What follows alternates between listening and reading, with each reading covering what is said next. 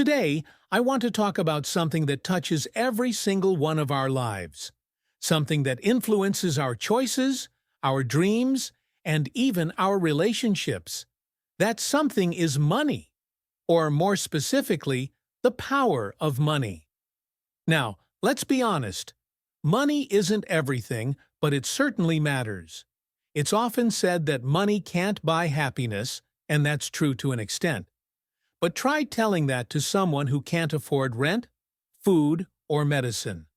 Money may not guarantee happiness, but the lack of it can certainly cause stress, anxiety, and hardship. Money, in its most basic form, is a tool. It's a means of exchange, a way to access goods, services, and experiences. But more than that, it represents something deeper. It represents freedom. The freedom to choose, to live life on your own terms, to walk away from things that don't serve you. With money, we can improve our lives. We can invest in our education, our health, and our passions. We can travel, experience new cultures, and meet people we never would have otherwise. We can take risks, start businesses, fund projects, or take time off to care for ourselves or our families. And money has power beyond the individual. It can change communities. It can build hospitals, support schools, and feed the hungry. Philanthropy has reshaped the world.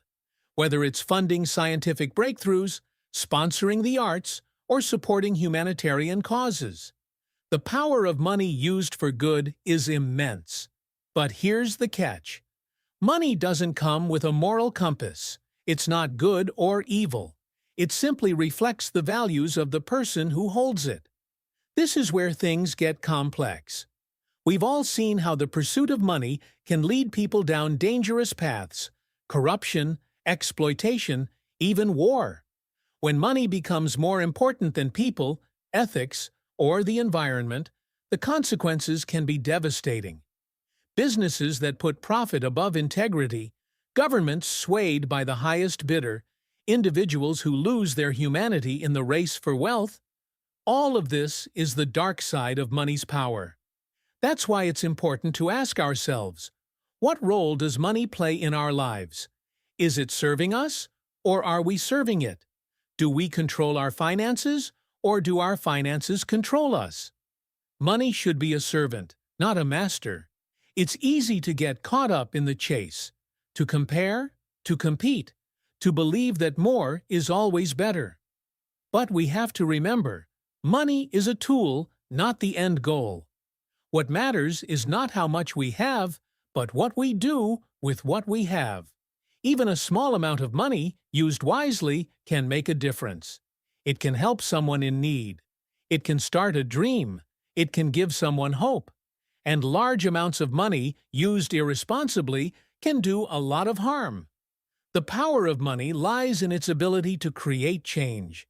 That change can be positive or negative. And that choice is up to us. So here's my message to you. Don't fear money. Don't worship it either. Understand it. Learn how to manage it. Earn it ethically. Spend it purposefully. Share it generously.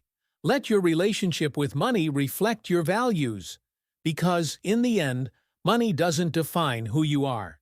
But how you use it might.